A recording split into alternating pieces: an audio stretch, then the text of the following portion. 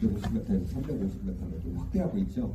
근데 이 계획은 사실 그 부분까지 다 다루지는 못했습니다. 왜냐하면 작년, 그러니까 지금 한 1년 반 정도 이 계획을 지금 진행하고 있는 상태에서 거의 계획이 마무리된 시점에 3월 달에 그 계획이 발표가 됐습니다. 시의 방향, 정책이.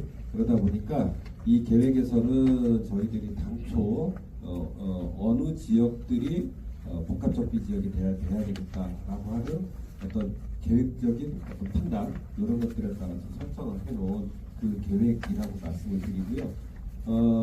3월에 발표한 그 정책이 시행이 되려고 하면 조례도 바뀌어야 되고요.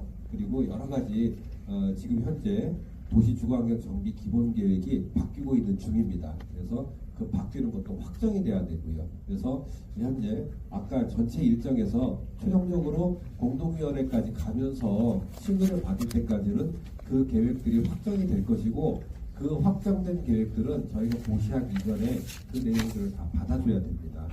그래야 이 계획들이 다 일관성이 있기 때문에 그래서 그 부분들은 앞으로 계속 좀 보완을 하겠다라고 말씀을 드리고요. 그 다음 통경축 이동과 관련해서는 이거는 저희들이 좀 검토를 해보겠습니다. 근데 물론 말씀하신 대로 외곽부에 이미 용적률이 200% 또는 250% 이상 넘어가는 아파트 단지들이 있습니다.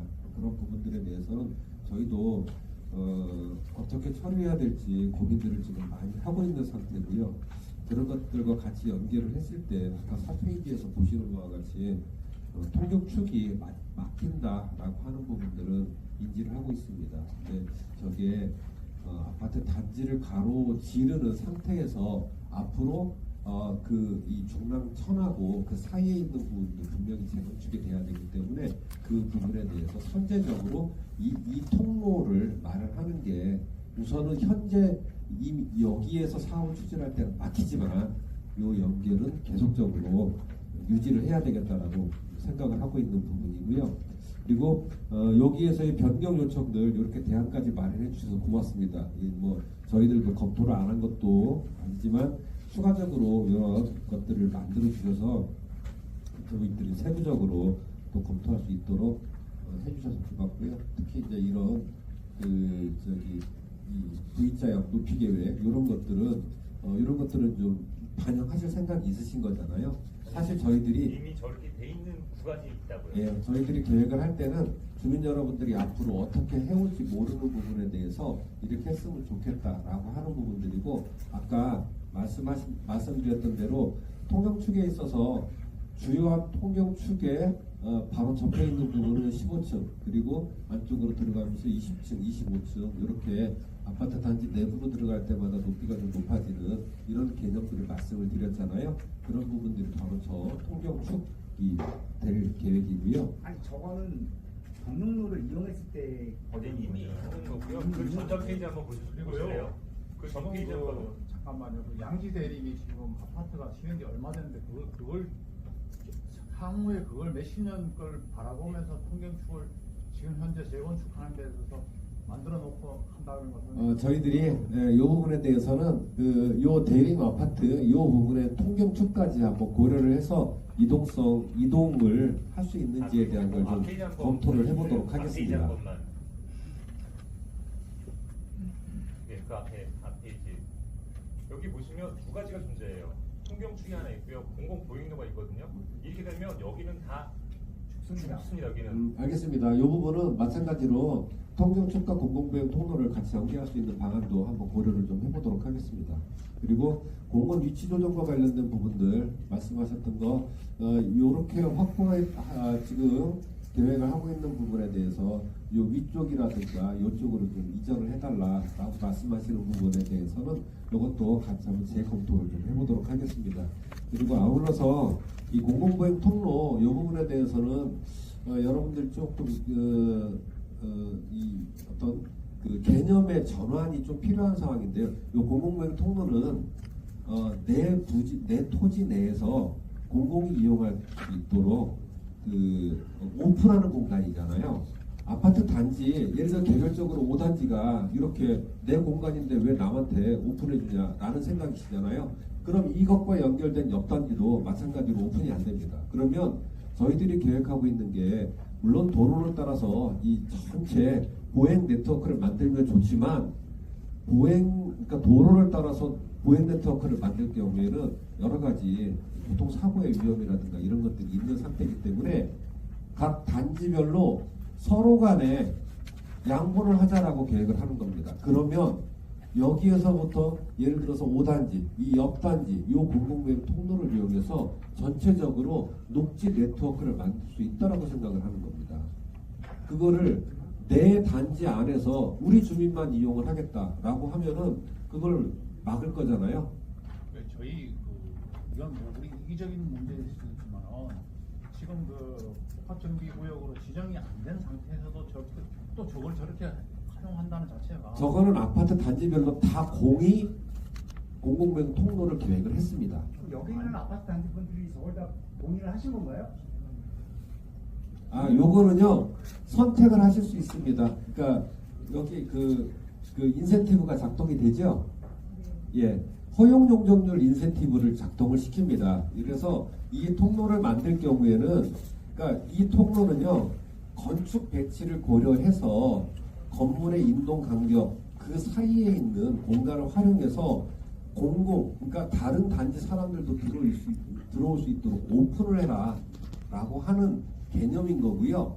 그게 예를 들어서 안전 문제에 있어서는 각 단지별로 안전을 좀 책임을 져야 되죠. 왜냐하면 내 단지에서는 내가 책임지고 옆 단지에서는 옆이 책임지고 그러면서 내가 옆 단지를 통해서 중랑천까지 또는 불암산까지 쭉 연결될 수 있는 그런 산책로를 만들겠다는 구상입니다. 그리고 이 부분은 공공보행 통로에 대해서는 허용 용적률 인센티브를 작동을 시킵니다. 그래서 210에서 230 사이가 허용 용적률이라고 했잖아요. 요거는 이 계획을 하면서 공공이 같이 활용할 수 있는 중요한 계획 요소이기 때문에 이걸 확보할 때는 용적률에 대한 인센티브를 줍니다. 이거 확보하지 않으실 수 있어요. 그러면 그 용적률 인센티브가 없습니다. 지금 몇 %로 돼 있죠? 확보는 해야 된다잖아요. 말씀드리면 공공보행 통로는 전체가 연결이 돼야 되는 거고요. 아까 말씀하신 통경축과 공공보행 통로가 일치하지 않는 부분에 대해서 저희가 다시 한번 검토를 좀 해보겠는데 저희가 요거 배치했을 때는 다 건축 계획을 했을 때는 계획사항에 문제는 없었고요. 왜냐하면 이 대지에 대해서 이렇게 다 경광난다고 하지만 실제 재건축을 하시면 보통 주택은 건폐율이 한 20에서 30% 사이가 되기 때문에 그럼 다른 말로 하면 땅의 한 70%에서 75%는 주민들의 일반 아파트가 아닌 조경이 되는 부분이라든지 이런 거기 때문에 사이사이에 배치가 할 수는 있습니다. 근데 말씀하신 부분에 대해서 불합리한 부분은 저희가 다시 한번 좀 검토를 해보겠고요. 공원 같은 경우는 저희가 이제 고민을 했었을 때는 그거였습니다. 이제 은행사 거리가 이제 교육 특구로서 학원도 많고 학생들이 많기 때문에 또 이어서 저희가 이제 학교로 이어지는 길을 거기에서 주 출입구로 놓으면 차량들이 이동하고 하다 보면 학생들의 통행이나 보행에 안전에 문제가 있을 수 있지 않을까. 이왕이면 공원은 학원과 학교를 연결시켜주는 게 좋지 않겠냐라고 배치를 했었고요. 근데 말씀하신 대로 이게 건축 사업 계획이나 사업 정비 계획 수립 과정에서 문제가 있다고 하시면 제가 제안을 하시면 공원이나 공공보행 통로의 선형은 정비 계획하면서 변경할 수 있습니다. 저희가 지침에도 저희가 각 단지별로 공공보행 통로를 연결을 하기 때문에 시점과 종점은 유지하되 이 선형에 대해서는 변경할 수 있도록 모든 재건축가 지단에서는 그렇게 하고 있고요. 공원에 대해서도 변경할 수 있도록 위원회에서 심의를 통해서 위원회에서 인정한다면 변경할 수 있기 때문에 말씀 주신 부분에 대해서는 저희가 검토를 하고요. 만약에 그게 변경이 되지 않더라도 주민분께서는 정비계획을 수립하시면서 사업성에 문제가 있다면 이동해서 계획을 하셔서 위원회 가셔서 인정을 받으시면 변경할 수 있다는 점을 말씀드리겠습니다. 지구계획 나올 때는 저기 지정이라고 나오거든요. 지침에는 공원 위치는 지정. 네, 근데 거기에도 이제 공원은 지정입니다. 지정인데 거기서 보통 이제 위원회에서 심의를 통하면 또 변경을 그거는 말씀하신 사항은 이미 자료로 지금 제공하시고 어차피 이게 정비 계획을 수립을 하시면 그 단지 내에서 공원이랑 이 도행 어차피 다 그것까지 포함해서 계획을 하시잖아요. 죄송한데요. 네. 소속하고 어딘지 저는 서울시 도시관리과장. 네. 저는 서울시 도시관리과장 하대근이라고 합니다. 네, 그래서 일단은 저희가 이 기본 지구 단위에서는 상위 계획상에서의 방향과 원칙으로 해서 정을 해지는 거고요. 근데 거기에 대해서 각 이제 계획별로 지구단, 그러니까 정비 계획을 수립하면서 그 과정에서 좀 불합리한 부분에 대해서는 그 도시계획위원회에서 심의를 거쳐서 정비계획으로 최종 결정이 된다면 그 정비계획은 지구단위 계획으로 의제되기 때문에 지구단위 계획 변경이 되는 걸로 해서 변경이 됩니다. 그래서 일단 저희는 그런 것들을 이제 감안했을 때 이제 각 단지에 대해서도 고민했지만 이제 큰 방향에서 그 공원의 위치와 이런 것들을 검토를 했던 거고요. 그게 이제 아까 계속 같은 말씀이지만 이제 정비계획 하시면서 사업성이나 이런 계획이 불합리하다.